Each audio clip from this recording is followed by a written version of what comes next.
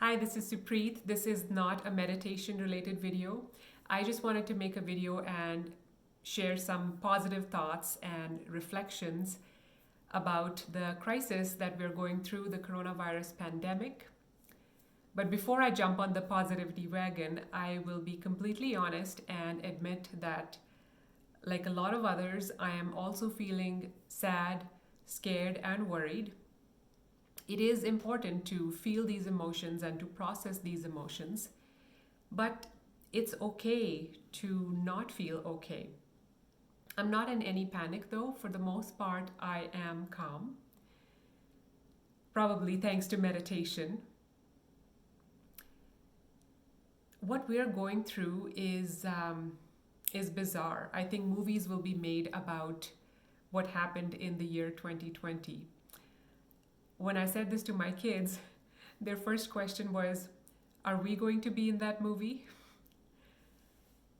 It's definitely very interesting and strange times that we're going through. Many times to me, it feels like a dream. I feel that I'm going to wake up and everything is going to be back to normal. Even though we're going through very, very tough times, there is also a lot of positivity to be seen.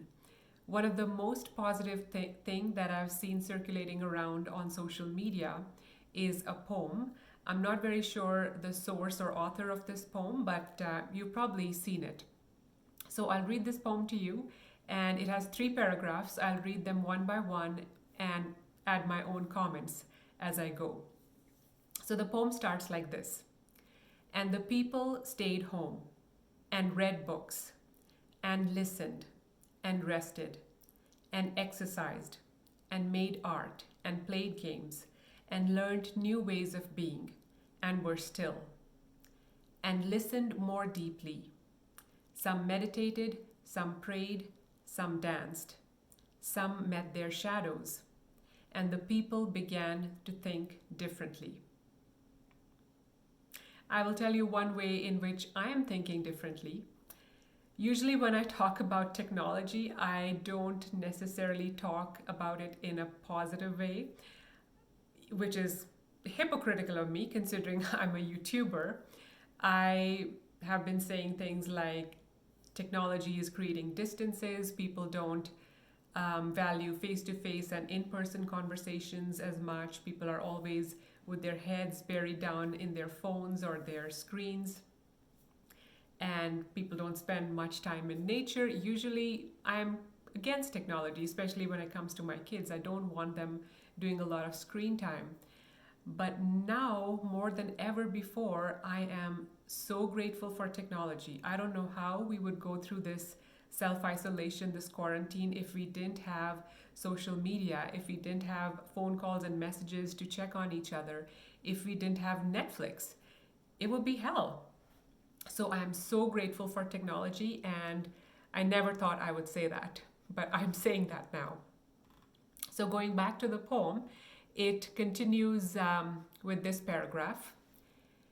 And the people healed.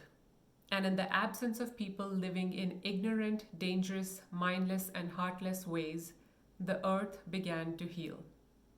The earth is indeed healing, with no cruise ships running and air traffic being reduced to pretty much nothing, and also with a lot of people working from home, there is no rush hour pollution as billions of people are not driving to work anymore. Look at how much difference just these 3 things have made to reduce the carbon footprint.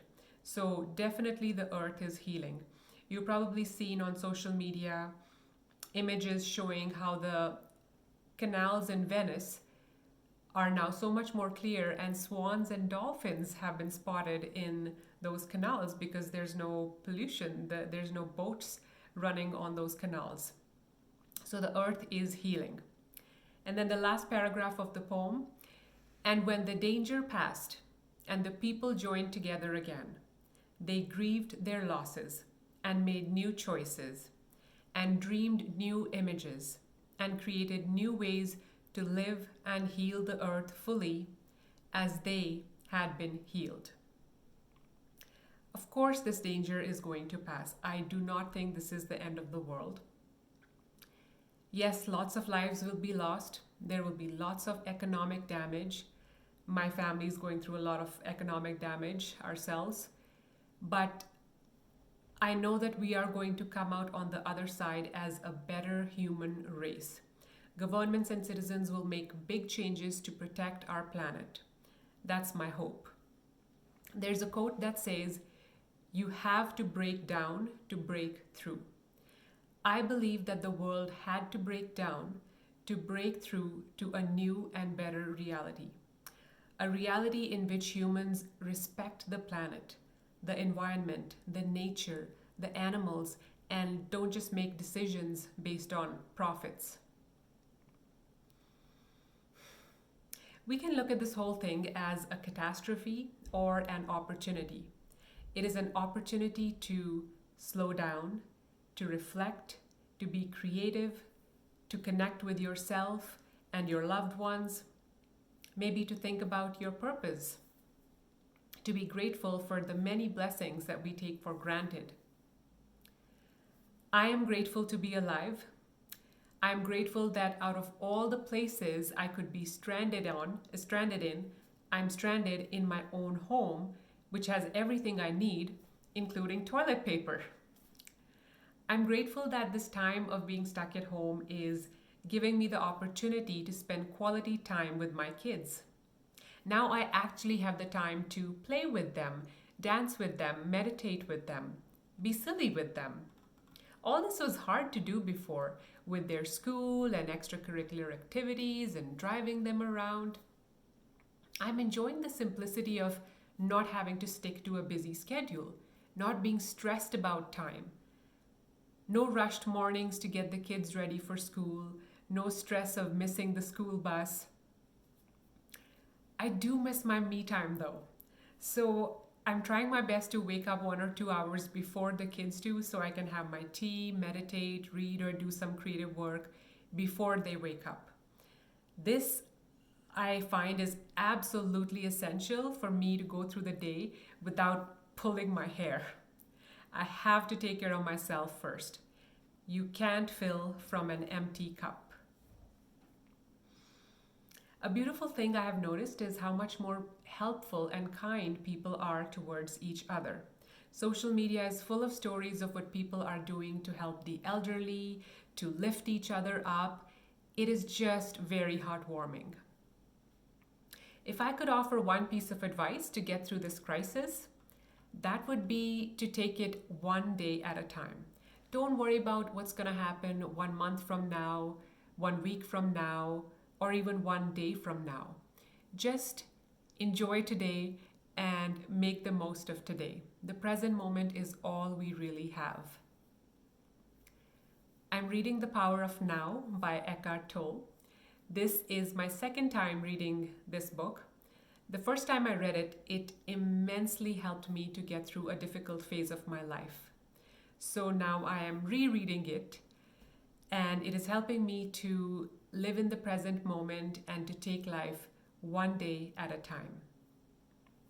Reading spiritual books or listening to spiritual stuff is very grounding, very reassuring in turbulent times. So consider doing something like that yourself. And take some time to meditate or do some breathing exercises, whatever works for you. Get enough sleep and exercise every day. Yesterday and today, I did an online dance class with my daughter. We had a blast. It improved my mood and energy by 100%. Go out in the fresh air, but remember social distancing. You need to be at least 6 feet away from others who don't live with you. I wish you health and happiness. This too shall pass. Take care. I'll see you in the next video.